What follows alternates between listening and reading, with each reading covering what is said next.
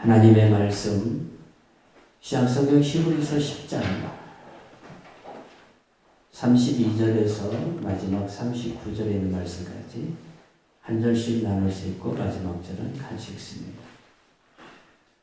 전날에 너희가 빛을 받은 후에 고난의 큰 싸움을 견뎌낸 것을 생각하라. 혹은 비방과 환난으로서 사람에게 좋은 거리가 되고 혹은 이런 형편에 있는 자들과 사귀는 자가 되었으니 너희가 갇힌 자를 동정하고 너희 소유를 빼앗기는 것도 기쁘게 당한 것은 더 낫고 영구한 소유가 있는 줄 알미라. 그러므로 너희 담대함을 버리지 마라. 이것이 큰 상을 얻게 하느니라. 너희에게 인내가 필요하면 너희가 하나님의 뜻을 행한 후에 약속하신 것을 받기 위함이라. 잠시 잠깐하면 오시기가 오시니 지체하지 아니하시리라. 나의 의인은 믿음으로 말미암아 살리라. 또한 뒤로 물러가면 내 마음이 그를 기뻐하지 아니하리라 하셨느니라. 우리는 뒤로 물러가 멸망할 자가 아니요 오직 영혼을 구원함에 이르는 믿음을 가진 자니라. 아멘. 우리는 지난 시간에 1세기에서 3세기의 기독교 성도들이 어떻게 그 환난을 이겨낼 수 있었는가에 대한 말씀을 나눠봤습니다. 그 환난이 보통 환난이 아닙니다. 아마 그 환난이 지금 다시 우리들 가운데 재현된다면 아마 배교하는 사람들이 엄청나게 많을 겁니다.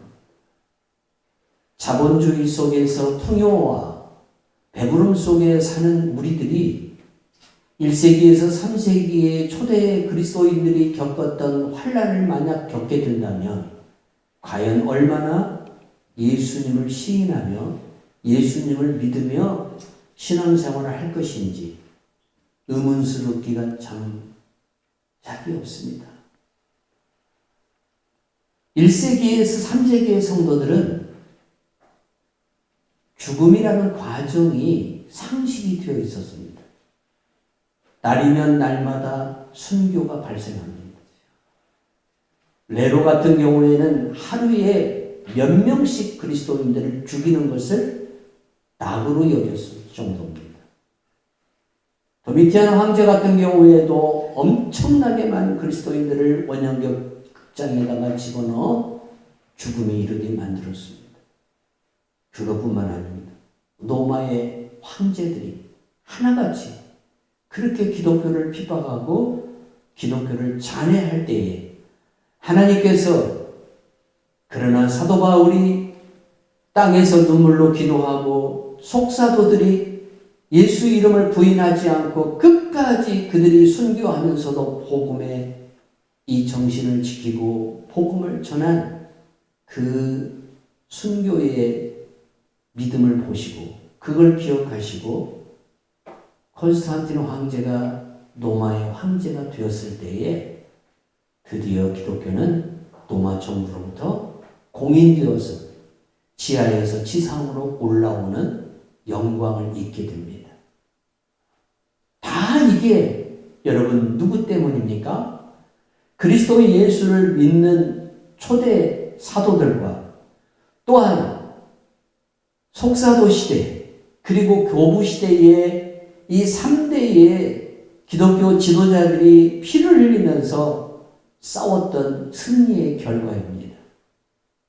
오늘 우리들은 이 정신을 배워야 됩니다. 마구간 정신으로 돌아가야 됩니다. 그러면 초대교회 성도들이 어떻게 그 고통을 이길 수 있었을까? 우리가 이걸 배워야 되죠. 너무나 자본주의의 풍요로움 속에 살다 보니까 과연 오늘 이 시대에 이러한 핍박이 우리에게 주어진다면 히브리서 11장에서는 톱으로 펴서 죽고 심지어는 가죽을 벗겨서 죽이기도 하고 심지어는 사람을 산채로 태워서 죽이기도 하고 사람을 기름을 짜가지고 그 기름으로 로마의 밤 하늘을 밝히는 그러한 무지막지한 짓까지 또 했어요. 사자들의 밥이 되는 건 보통이었고 검투사들의 칼날에 의해서 죽는 것은 마치 그냥 일반적인 죽음처럼 그렇게 여겨질 정도로 기독교를 잔해하는 모습은 극에 달했어요. 이러한 생활 속에서 그들은 승리했어요. 어떻게 승리했느냐? 그리고 그 승리가 지금 기독교 2000년의 역사를 가져오고 있고, 그들의 그 눈물의 기도와 그 죽음과 헌신이, 그리고 선교가 여러분 세계 곳곳에 수많은 사람들을 그리스도 앞으로 인도해내는 하나의 피가 된 거예요. 피가 없이는 죄사함이 없고 피가 없이는 부흥이 없습니다. 누군가가 여러분 교회를 위해서 희생하고 누군가가 하나님의 복음을 위해서 피를 뿌릴 때에 그곳에 하나님의 부흥의 역사가 일어납니다. 대한민국도 마찬가지입니다. 토마스 선교사가 피를 뿌렸습니다. 많은 우리 신앙의 선조들이 일제강점 이때에 신사참배라는 문제 때문에 피를 흘렸습니다.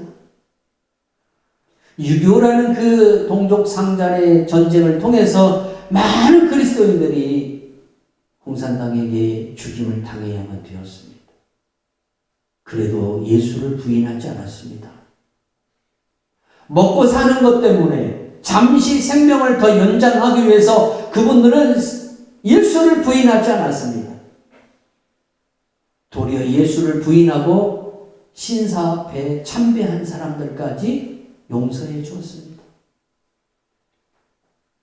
그래서 여러분 오늘날 대한민국이 있게 되고 대한민국 교회가 이렇게 성장하게 되고 대한민국이 이렇게 풍요롭고 잘 사는 나라가 될 수 있었던 것입니다. 불과 30년, 40년 전만 해도 우리는 이렇게까지 잘 사는 나라가 될 줄은 생각을 못했습니다. 이제는 일본을 여러분 제꼈다고 그랬잖아요. 우리가 일본보다 앞서 있다고 그랬잖아요. 이 정도로 하나님께서 이 나라에 은혜를 주시고 복을 부어주셨다는 사실을 우리가 감사해야 돼요. 다 이러한 이 은혜가 우리보다 먼저 살다가 이 땅에서 신앙과 믿음을 지킨 선조들 덕분이라는 겁니다. 그러면 그들은 어떻게 그 환난을 이겨낼 수 있었을까? 지난 시간에 여러분들에게 경건에 대해서 말했습니다. 경건. 그 경건이라는 것은 성경 신약에 있어서 특히 바울 서신에 있어서 굉장히 강조하는 부분입니다. 경건이라는 것이 대체 무엇이기에 우리의 환난과 이 두려움과 또한 박해를 이겨낼 수 있게 하는 것입니다. 경건은 지난 시간도 말한 대로 유세비아이라는 말이에요. 유세비아라는 말인데 유세비아라는 이 말이 유와 세비아가 나눠져요. 유, 잘이라는 말이에요. 잘. 헬라어로 유, 잘. 그리고 세비야라는 이 말이 거기 같이 합성이 되어서 뭐가 되냐면 잘 섬긴다라는 뜻이에요. 잘 섬긴다.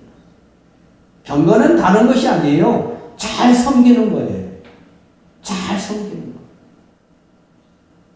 그런데 섬기는 것이 기독교의 박해를 이기게 하는 것이다? 우리가 그런 생각을 갖지 않을 수가 없죠. 잘 섬기는 것이 어떻게 우리의 신앙의 박해를 이기게 할 수 있을까? 라고 우리가 생각하기 쉬운데 초대교회의 지도자들과 초대교회의 성도들은 세상에서 환난을 당하는 그 많은 성도들이 그 환난을 이겨내도록 하기 위해서 유력한 자들, 바나바와 같이 예루살렘 교회의 부유함과 어떤 권위를 가지고 있는 사람들이 가난하고 힘든 과부와 고아를 섬김으로 말미암아 교회에서 이들이 시험들지 않고 낙오자가 되지 않고 그리스도의 한 형제로서 그들이 이 환난을 이겨낼 수 있도록 만들어 주었다는 거예요. 환난이라는 것은 정치적인 권력으로만 오는 게 아니라 가난을 통해서도 올 수 있고 질병을 통해서도 올 수 있는 거예요. 여러 가지 모양으로 환난은 찾아와요. 그런데 이 환난을 초대교인들이 어떻게 이겼느냐? 교회 안에서 잘 섬기는 사람들이 있어요. 교회 안에서 잘 섬기는 사람들이 그 환난당한 사람 하나하나를 가서 케어해주고 그 사람들을 돌보고 그 사람들을 격려해주고 위로해주고 그 사람들의 모자라는 것들을 잘 채워줬다는 사실이에요. 그러므로 인해서 환난당한 사람들이 환난을 이길 수 있도록 만들어 주었다고 지난 시간에 말씀했어요. 그 대표적인 사람이 바나바예요. 그 대표적인 사람이 누구예요? 고넬료예요. 고넬료를 여러분 사도행전에서 어떻게 소개합니까? 경건한 사람이라고 했습니다. 경건한 사람. 이 말은 잘 섬기는 사람이라는 뜻이에요. 고넬료는 군인이지만 생활이 좀 넉넉했던 것 같아요. 그런데 이 사람이 자기의 부를 가지고 자기의 부를 축청하고 자기의 부를 가지고 누군가에게 자기 권위를 내세워서 압제하는 그러한 삶을 살아간 것이 아니라 로마인임에도 불구하고 지배자이지만 피지배자들에게 그 피지배자로서 가난하고 힘들게 살아가는 사람들에게 나아가서 그들을 구제하고 그들을 돕고 그들과 함께하는 그러한 예수님의 모습을 실천하면서 살았던 거예요. 경건의 생활을 한 거죠. 잘 섬긴 거예요. 그러니까 자동적으로 어떻게 합니까? 고넬료를 따르는 사람들이 많아져요. 어느 날 하나님께서 고넬료에게 베드로를 청하라고 그러죠. 그럼 베드로가 와서 고넬료의 집에 가보니까 고넬료 집 식구들만 있는 게 아니라 고넬료의 친구들도 있고 고넬료와 함께 이제 그 섬김을 통해서 관계를 맺은 사람들이 거기에 다 모여 있는 거죠. 그리고 베드로가 그날 복음을 전하고 그곳에 성령이 오시면 그리고 거기에 모인 모든 사람들이 세례를 받는 그러한 역사가 일어난 것을 볼 수 있어요. 경건은 잘 섬기는 거예요. 그런데 섬기는 일을 하다 보면 조심해야 할 게 있습니다. 무언가 바울은 경건을 디모데전서 6장 3절에서 10절에 이렇게 말해요. 경건을 이익의 방도로 생각하는 자들의 다툼이 일어나느니라. 경건을 자기의 이익의 하나의 방편으로 삼는 거예요. 작은 교회에서는 이런 일이 일어날 일이 없어요. 여러분, 특히 영업하시는 분들, 개인 사역을 하시는 분들은 될 수 있으면 큰 교회를 다니려고 할 수밖에 없습니다. 왜 그러냐?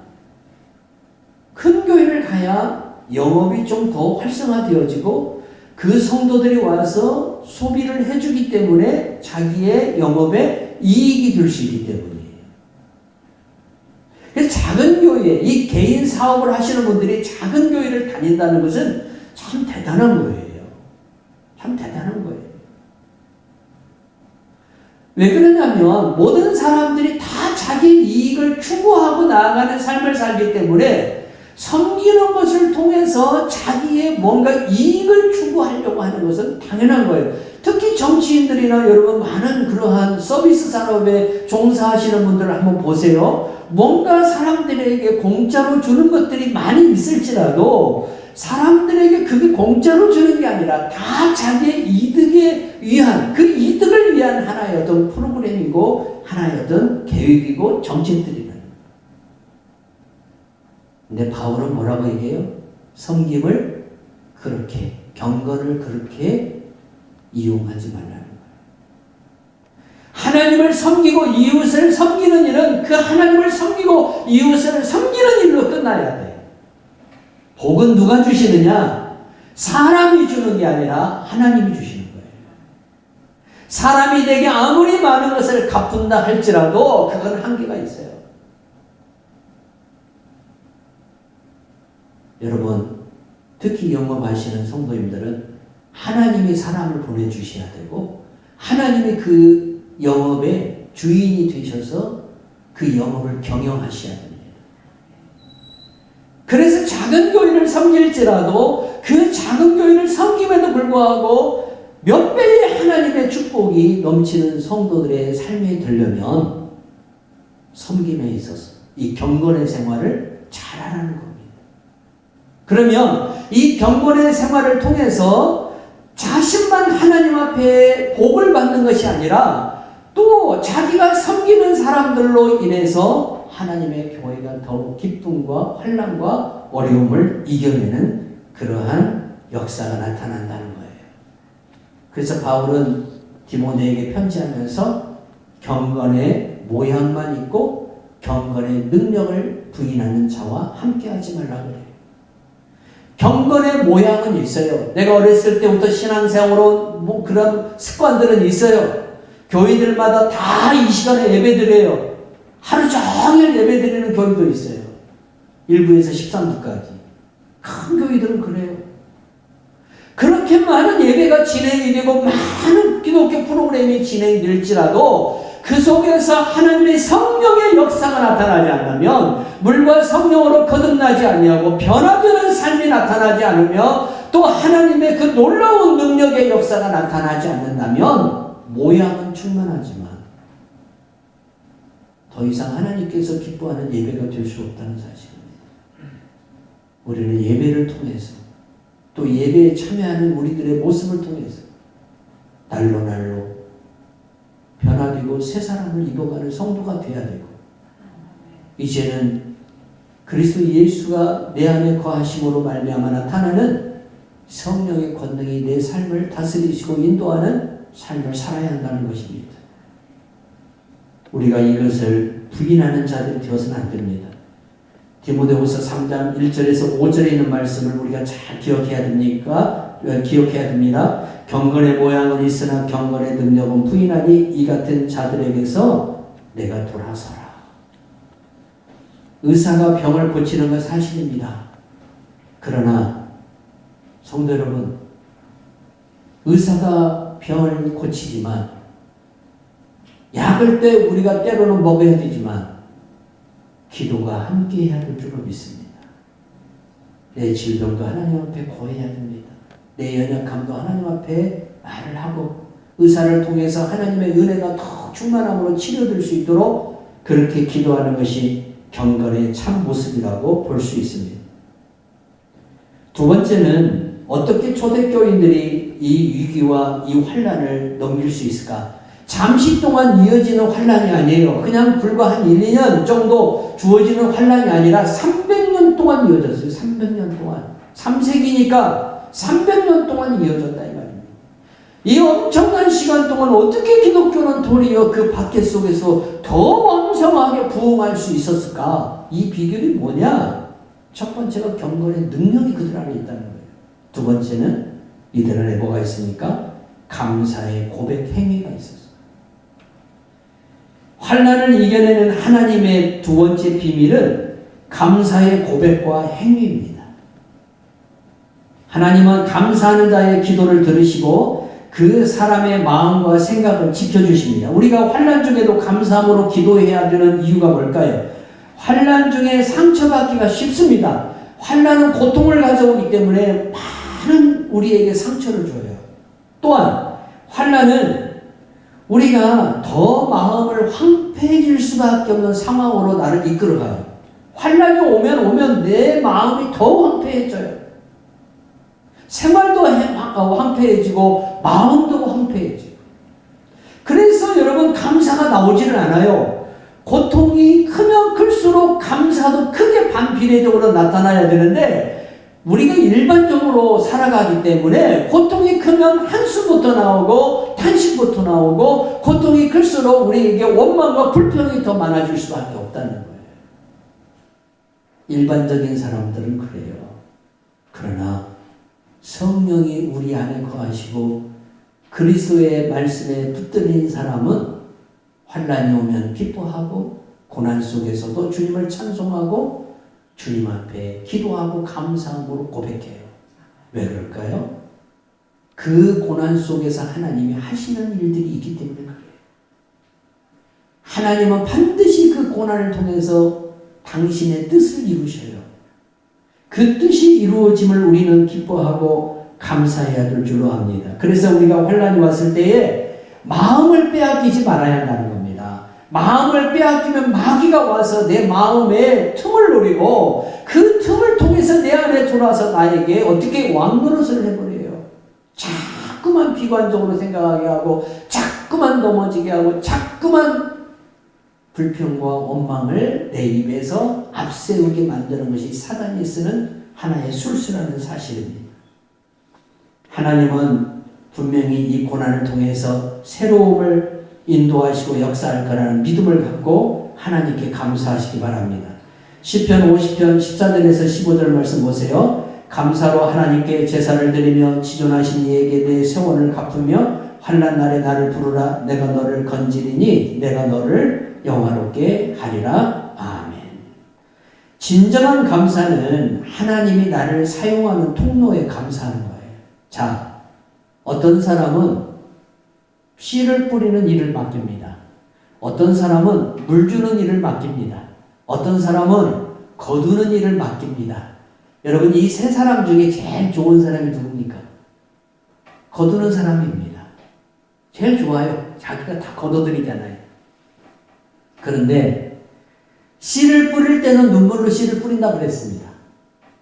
그러면 눈물로 씨를 뿌리는 그 시기에는 감사거리가 없을까요? 여러분, 지금 봄이잖아요. 이번에 비를 통해서 땅이 많이 젖어 있고 농부들은 이 밭을 이제 다 갈아엎고 거기에 씨를 뿌립니다. 그 씨를 뿌리는 사람은 고통스럽습니다. 시편에서는 눈물로 씨를 뿌린다라고까지 표현하고 있습니다. 그런데 씨를 뿌리는 날씨는 봄입니다.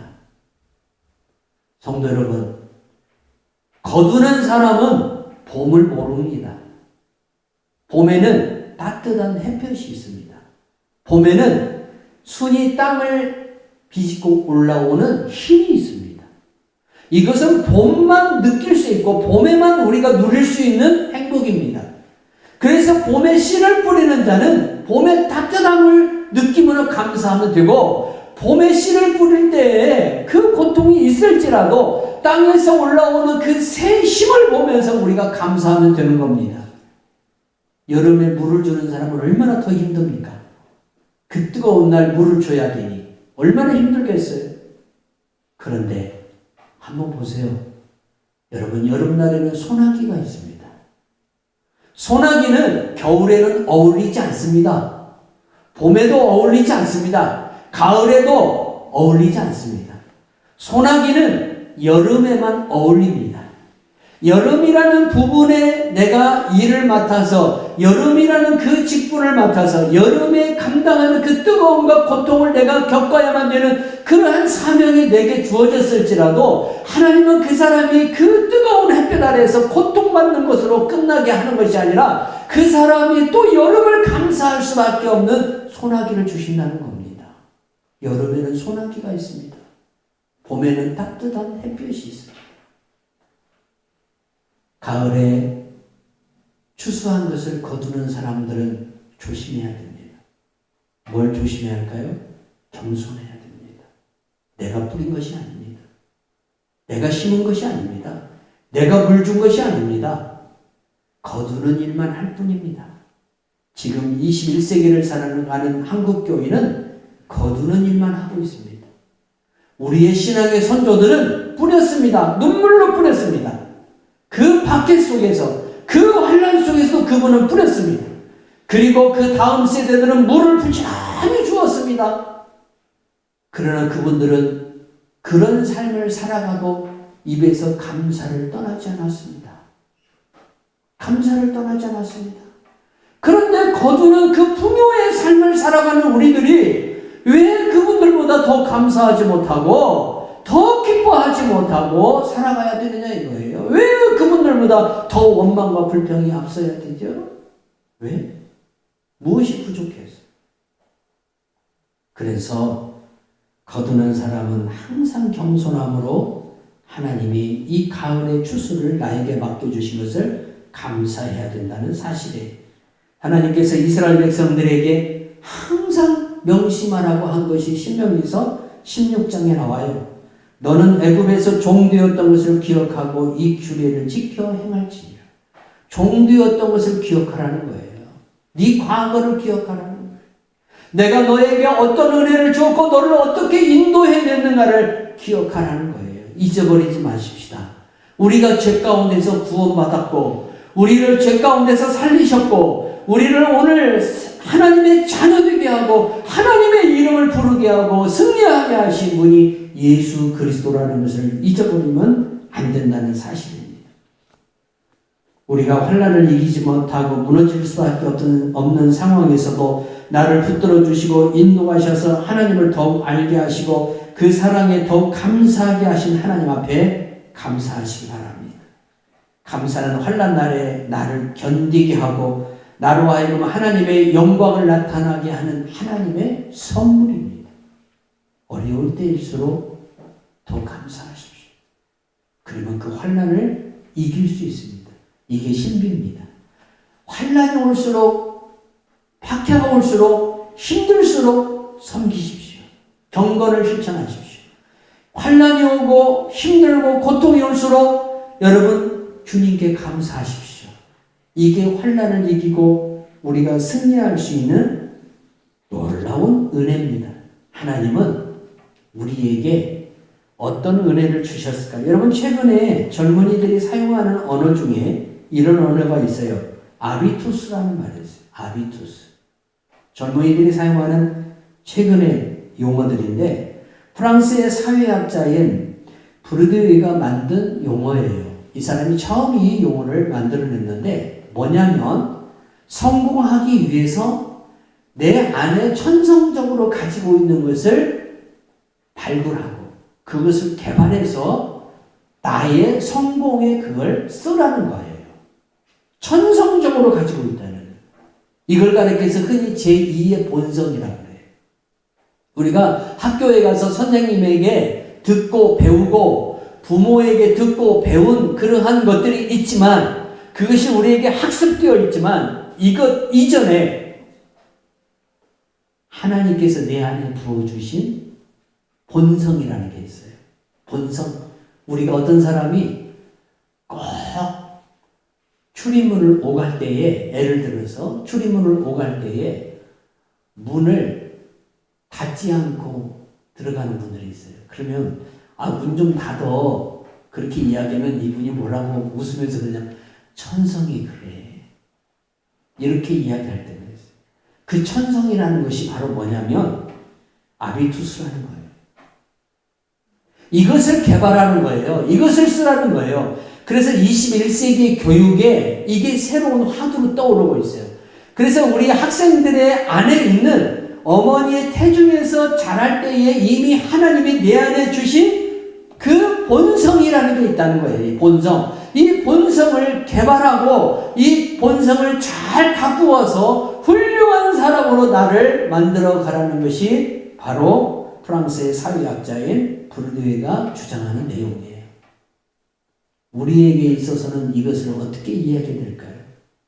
성도 여러분, 천성이라는 것은 좋은 것일 수도 있고 연약한 것이 될 수도 있습니다. 존 칼빈이라는 여러분 사람을 장로교를 다니는 성도들이라면 다 한 번씩 들어봤을 줄 압니다.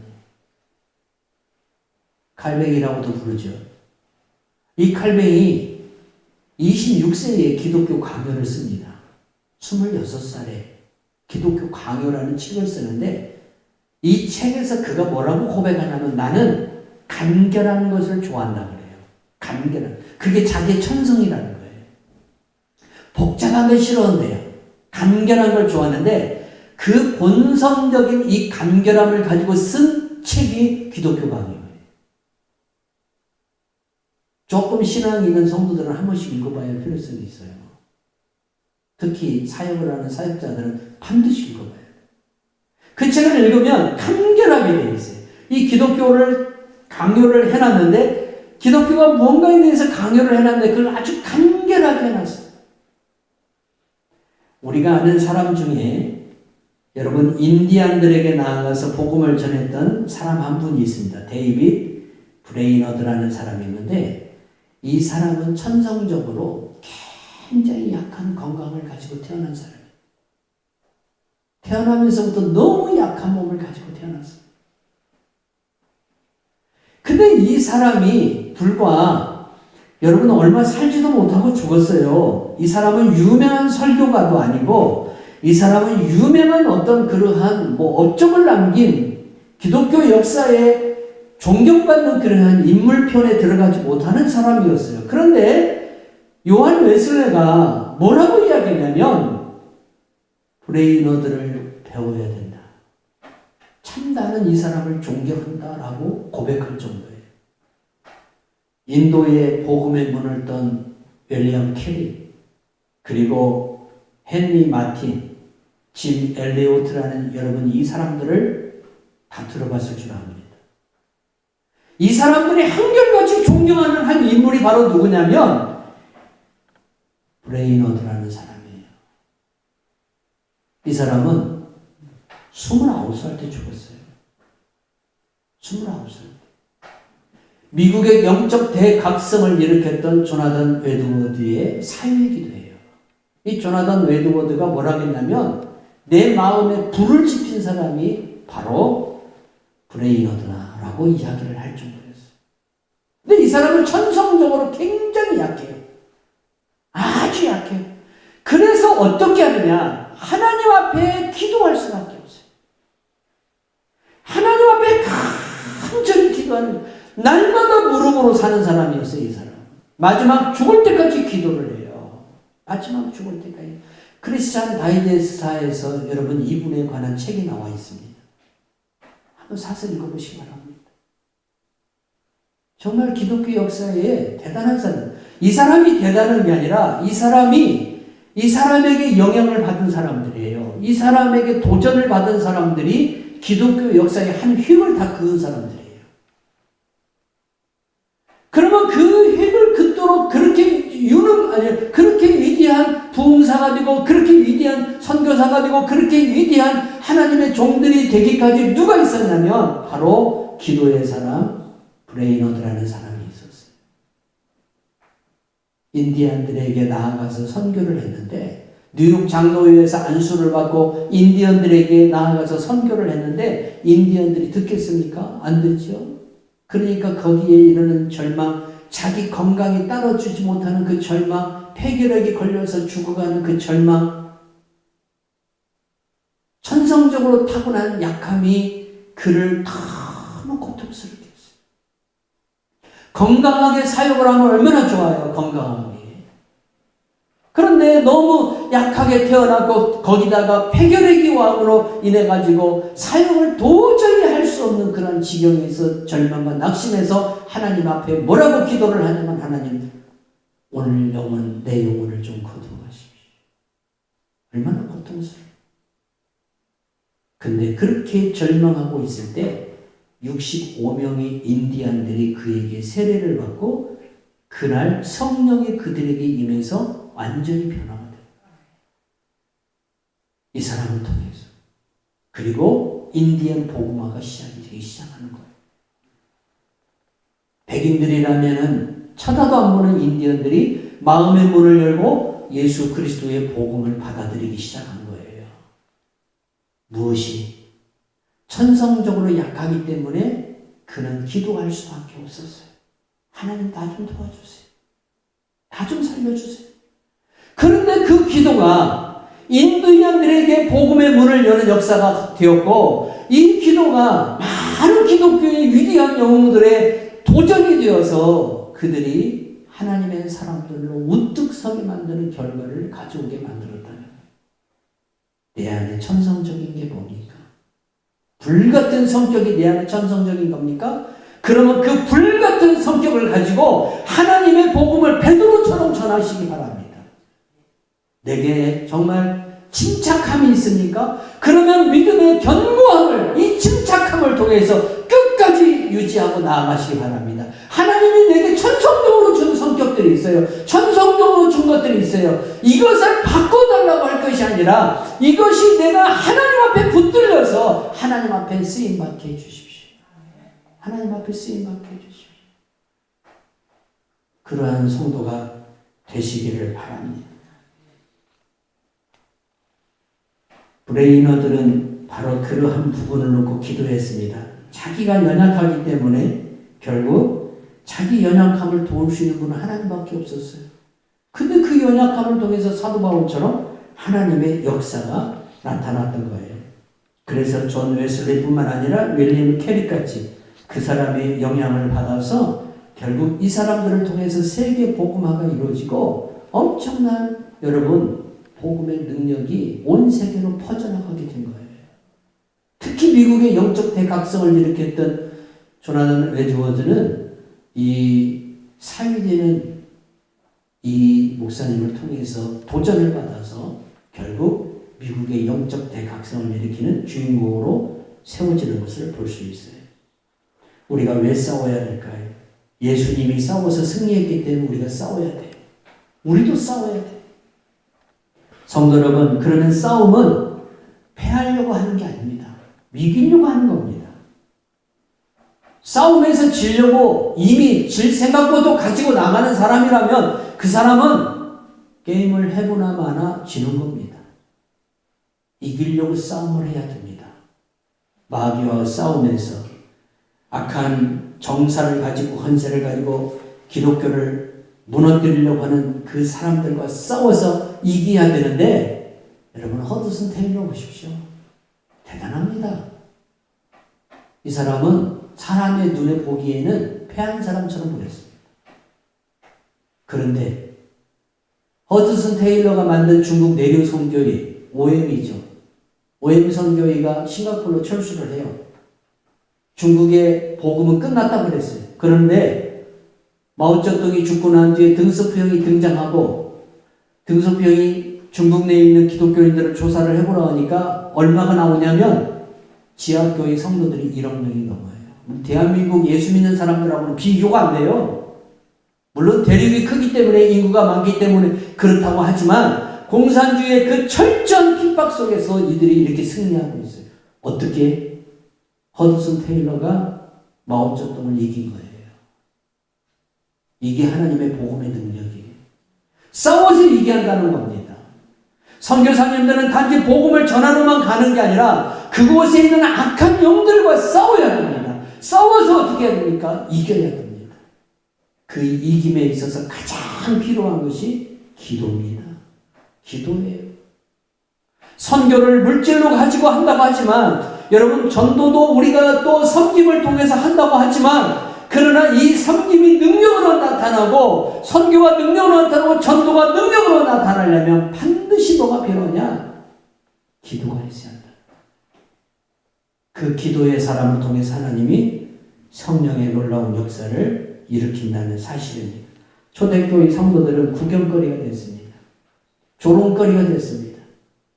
그럼에도 불구하고 그들은 끝까지 싸워서 이겼습니다. 때로는 톱으로 켜서 죽고 때로는 저 강야로 나가서 유롭게 살아야만 되었고 때로는 토굴 속에 들어가야만 되는 그러한 비참함이 그들의 생활에 뒤따랐습니다. 배고픔이 따르고 핍박을 받으니까 외로움이 따르고 고독함이 따라서 그런데도 그들은 다 이겨냈습니다. 이렇게 풍요로운 시대에서 살면서 우리가 이 영적 싸움에서 패한다면 하나님이 훗날에 우리들에게 뭐라고 하실까요? 그래, 내가 너를 이해하지. 내가 너를 잘 알아. 그래, 애썼다. 그럴 수도 있겠죠. 그러나 주님 앞에 우리가 부끄러운 구원에 받는 성도가 되지 말고 주님 앞에 가서 잘했다 칭찬받는 성도가 되기 위해서 끝까지 싸우시기를 바랍니다. 싸울 때 조심해야 할 게 하나 있습니다. 뭘까요? 언저리 타임입니다. 흔히 인저리 타임이라고 그러는데 시간제 경기에서는 점수제 경기 말고 시간제 경기에서는 심판의 휘슬이 불어야 끝나는 겁니다. 근데 우리가 축구 경기를 통해서 보면은 무엇을 볼 수 있습니까? 꼭 그 심판이 추가 시간으로 준 시간에 경기가 뒤집어지는 결과가 나오는 것을 볼 수 있습니다. 성도 여러분, 지금 우리가 살고 있는 이 시대는 종말의 시계가 이미 지나간 시간입니다. 지금 우리는 어느 시대를 살고 있냐면 하나님이 정해놓은 그 종말의 시간이 딱 멈추고 언저리 타임이에요. 심판이 추가 시간을 준 거예요. 추가 시간. 이 추가 마지막 시간에 지금 우리가 살아가고 있다는 거예요. 임박한 예수 그리스도의 재림이 앞에 와 있는, 코앞에 와 있는, 문 밖에서 두드리는 그러한 주님의 음성이 우리 귀에 들려야 할 때라는 사실입니다. 정신 바짝 차려야 됩니다. 한 사람은 가고 한 사람은 남겠다 그랬습니다. 복음이 여러분 거의 다 들어갔습니다. 복음을 못 받은 여러분 민족이라는 개념은 이제 더 이렇게 나누면 부족이라는 개념으로 나오는데 그 부족의 개념으로도 거의 다 복음이 들어갔습니다. 그리고 그 복음을 전하기 위해서 성경이 번역되는데 부족의 개념으로 부족들이 쓰는 언어로까지 성경이 번역이 돼서 거의 다 들어가 있다는 사실. 그리고 종말의 현상들이 깊이 진행되고 있어요. 우리가 예수님의 오심을 눈여겨봐야 할 게 뭐냐면 종말의 현상과 복음에 어디까지 들어갔냐. 복음이 어디까지 지금 진행되고 있는가. 이걸 두 가지를 같이 봐야 돼요. 구원의 수가 다 채워지는 그날을 맞추어서 주님이 뭘 하시느냐. 종말의 마지막 제 어떤 현상들, 징조들을 다 이루신다는 거예요. 지금 그게 다 차가고 있어요. 예루살렘에서는 지금 현재 자칭 예수라고 하는 자가 나타나서 기적을 행하고 있어요. 그 사람이 지금 예루살렘에서 4가지 기적을 행했어요. 그래서 예루살렘에 있는 유대인들이 이 사람이 오실 메시아인가 하고 주목하고 있어요. 여러분, 지금 미국 정부는 팔레스타인 중동 지방의 안정화를 위해서 유대인들이 건설하려고 하는 제3의 성전을 어떻게든 건설하게끔 도와주려고 하고 있고 이슬람 측과 그걸 교섭을 계속해서 지금 타진하고 있습니다. 종말의 시간이 첫 그리스도의 출현이 가까웠고 예수 그리스도가 오실 시간이 가까워졌다는 겁니다. 깨어서 이 마지막 시간을 승리하는 주님의 성도들이 되기를 주 예수의 이름으로 축원합니다.